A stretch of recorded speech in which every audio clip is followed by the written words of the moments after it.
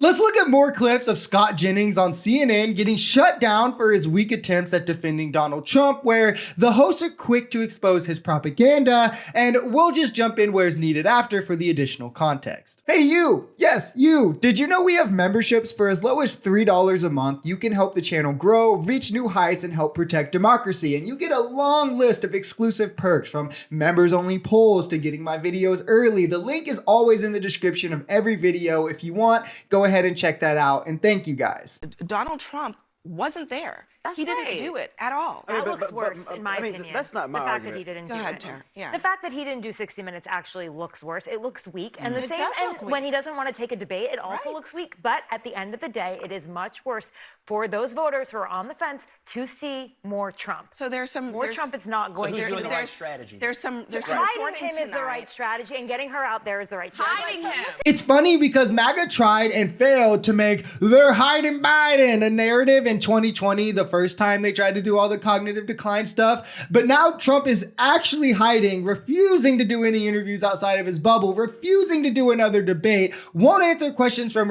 reporters or voters, and MAGA is just like, well, he doesn't need to. It just shows more of, one, the cult mentality, and two, the right-wing hypocrisy, something that everyone in MAGA has to engage in. It is a prerequisite for being on the right, and this is indeed a weakness for Trump, and people see it. Those not in the cult can clearly see the decline in mental acuity since 2016. He's now also refusing to release his medical records. I wonder why. And those in the middle who want to hear from him are going to remember his refusal from letting them do so. And that has nothing to do with the Kamala Harris campaign, Scott. If Election Day comes and radical elements who have clearly flaunted our norms and laws all over this country were to do something, I don't know why you wouldn't consider all options to stop But they did do something. They did it on January 6th. Exactly. If you're going to talk about people who actually did something, we have proof. There's and they history were there. His and it's people. not ours. They were. Now, this is a great point, and it was in response to Donald Trump's threats of sending the military after radical left lunatics. He's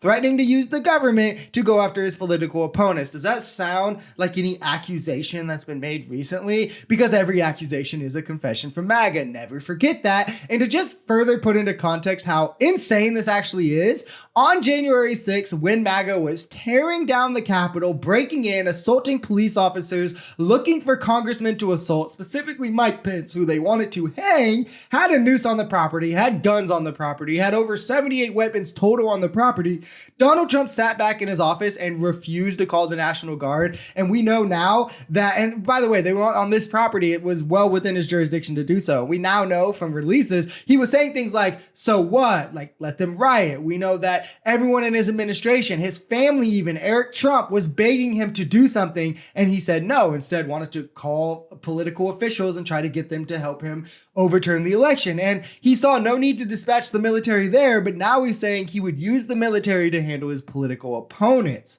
Like, we saw what happens when radical people want to act outside of the law because an election didn't go their way.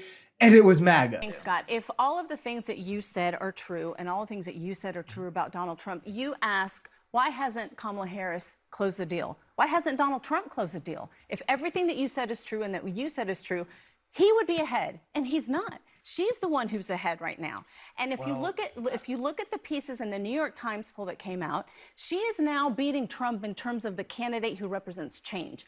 She beats Trump in terms of the candidate who represents and is going to fight for people like me. Those are two pieces that are critical in this campaign for who will win. Polls, as I always say, are never really the most accurate thing to look at, but right now especially aren't really going to paint much of a picture. I mean, their only utility really is to give you a snapshot in time of how voters feel at that moment. But right now, why I say that especially is that all polls are within the margin of error. Like, yes, Kamala is up in the national poll. Yes, Kamala is up in a majority of swing states, but they're all within the margin of error, which means the election is effectively a toss-up. You can't really depict who's going to win off of polls within the margin of error. You can't really depict it off polls anyway, but it's the closest to a 50-50 election that we've had in a long time. So if Trump is doing all of these things right, while Kamala is stumbling on everything and everybody knows it and sees it and everyone can tell that she's so dumb and blah, blah, blah, whatever the talking point of the moment is,